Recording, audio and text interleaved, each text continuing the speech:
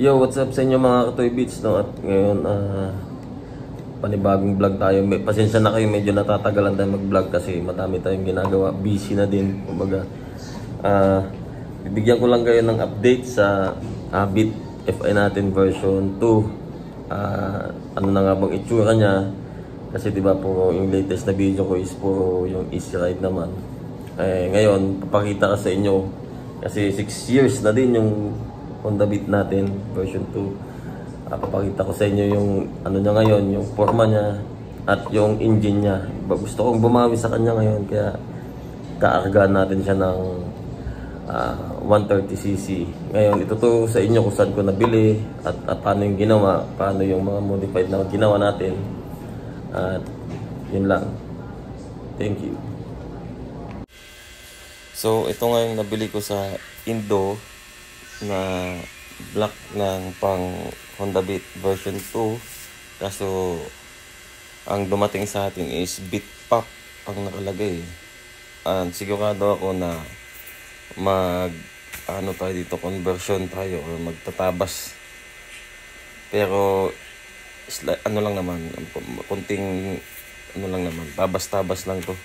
Kumbaga pare-parehas lang naman sila, kaya tignan nyo na lang yung gagawin ko dito para at least hindi kayo wala ng pag-asa kung gusto nyo talagang mag-upgrade ng engine nyo sa Beat natin, no? So ito yung camshaft nila na kasi set yung nabili ko, black, valve spring tapos camshaft, pero ito sinukat namin is 6.0.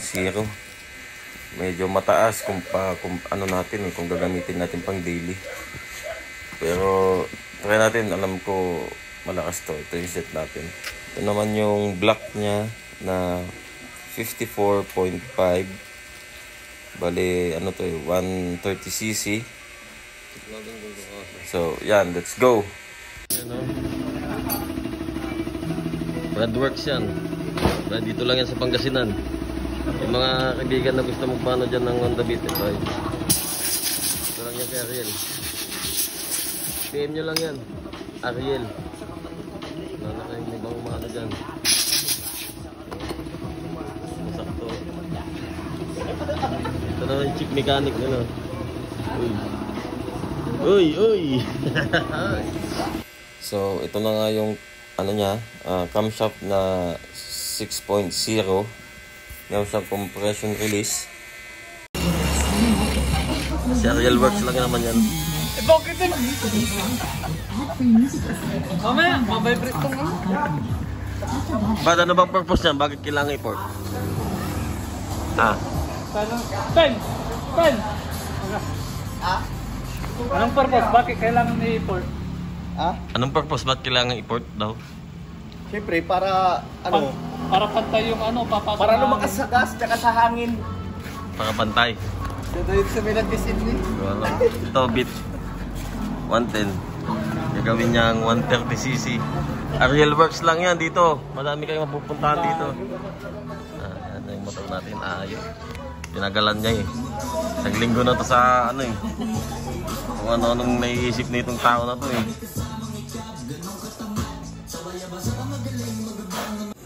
So ito na yung finished product natin na head na port na.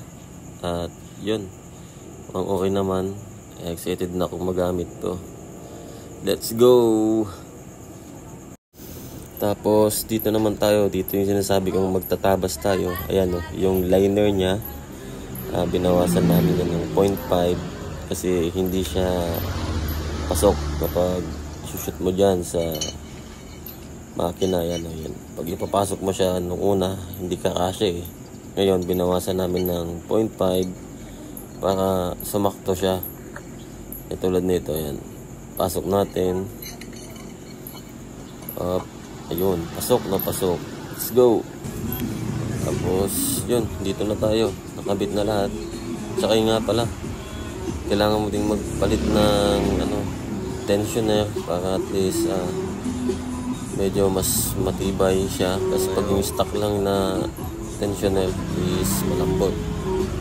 So alam na din ng mekaniko yan, sa inyo siguro yan. Yun, ito nakabit na natin yung cover niya. Ayan. Ayun. Moment of truth. Check natin. Ato na patulog! Paunin na sa to. Net. Kaya nga. Bukin na. Kick. Ako sa visitor sa to. Ano banti?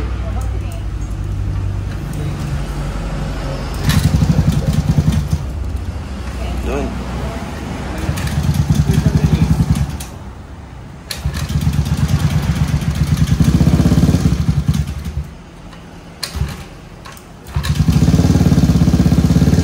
Basta.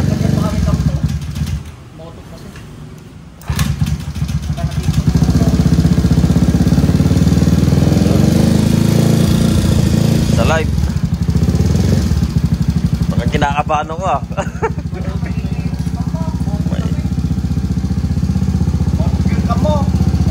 Maingay, Brad.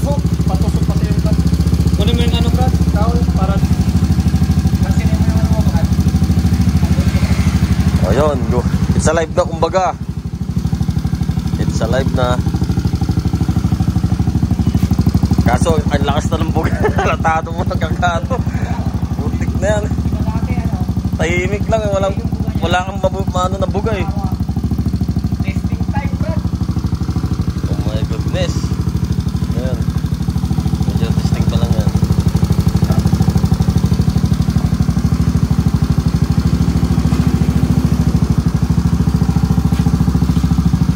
Chief mechanic. So ayun mga ka-toy bits, no, yung camshaft na galing sa ibang bansa, sa Indo na binili natin is 6.0.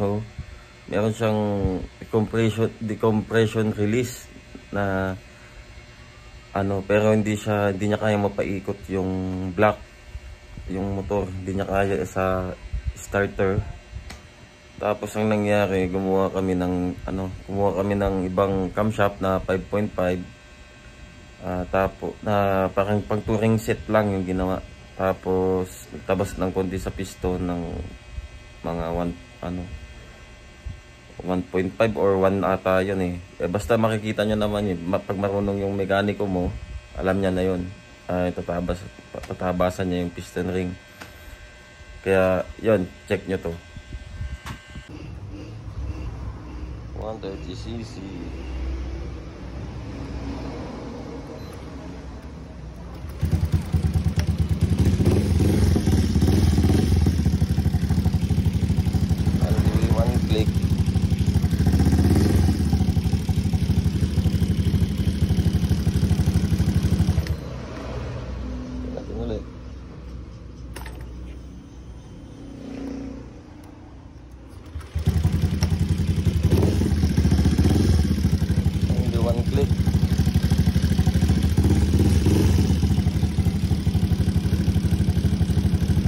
Baka hula-hula lang. Okay, so you know,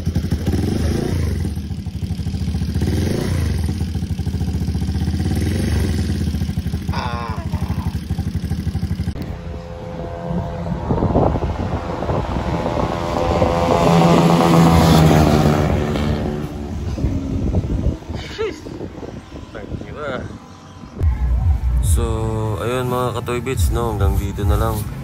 Bale, ilalagay ko na lang sa description yung mga lahat ng nilagay ko, lahat ng pyesa, kasi may mga trial and error po kami.